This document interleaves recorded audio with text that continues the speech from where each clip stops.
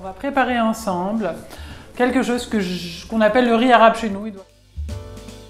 C'est du riz avec de la viande, des épices et des pignons. Donc voilà, c'est un plat que tout le monde mange chez les Farah, que tout le monde fait chez les Farah et que tout le monde fait à sa manière. Qu'est-ce qu'on a besoin pour ce merveilleux riz arabe? De la viande, 400-300 grammes d'agneau. Je vais le couper moi-même. J'ai pris une entrecôte, on peut prendre de la viande de bœuf hachée, 200 grammes à peu près. Des oignons, 2 oignons, de l'ail, bon, je vais pas mettre 2 gousses d'ail, je vais peut-être en mettre presque une entière. Du riz bien sûr. Alors on peut prendre du basmati, ça sera un riz un peu moins collant. Donc les épices, et bien sûr du sel, du poivre noir. Voilà, moi le mélange que j'utilise. Une petite cuillère à café de noix de muscade. Une demi-cuillère à café de cannelle. Le mélange de poivre arabe, 4 épices, ça je le fais pour la vidéo. Très très bon, dommage que vous n'arrivez pas à le sentir. Franchement, quand on n'a pas le temps, on prend de la viande hachée. Quand on a le temps, on prend des morceaux de viande entiers et on les hache soi-même. Cuisiner, il y a des recettes et puis après il y a toute l'énergie et tout l'amour qu'on met dans une recette. Et c'est ça l'ingrédient secret. Morceau de gigot. Mais vraiment, je ne vous cache pas que le mélange agneau, bœuf, avec des petits morceaux comme ça coupés, un vrai délice. La pièce de bœuf, là, excellente.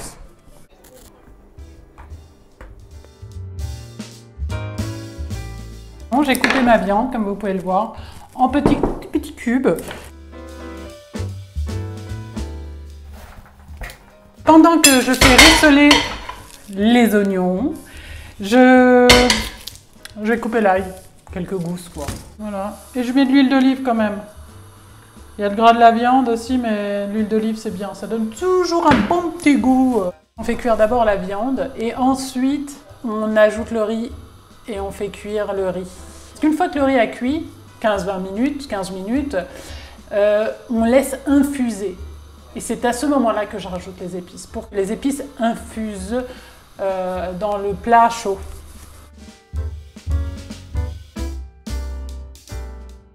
En fait, la cuisine, c'est de l'alchimie.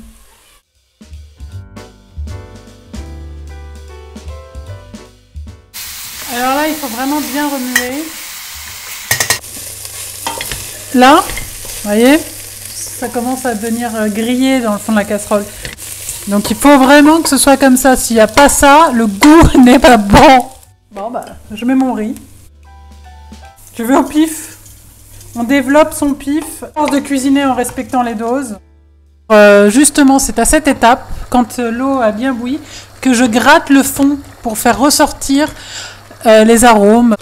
Voilà, donc là je baisse le feu. Mini. Hop, je prends le couvercle. Je mets un...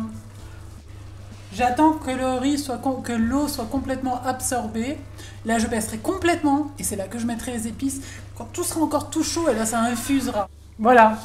Donc, le riz a absorbé. Il est même devenu un peu marron jaune, c'est normal. Encore un peu humide.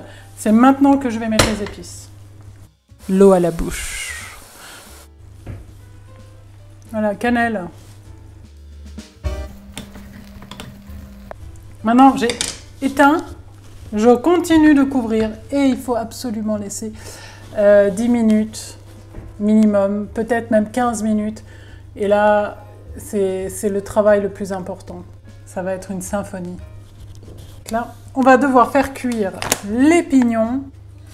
Beaucoup de beurre. Enfin. Faut surtout pas les laisser noircir, quoique ça, c'est pas grave, mais il faut absolument qu'ils deviennent bruns. On peut mettre des amandes effilées, c'est sympa. Ça dure à peu près 2 minutes. Il faut remuer quand même. Et tu vois, là, les pignons, ils commencent à devenir marrons. Et voilà. C'est comme ça qu'ils doivent être. delicioso. Et voilà.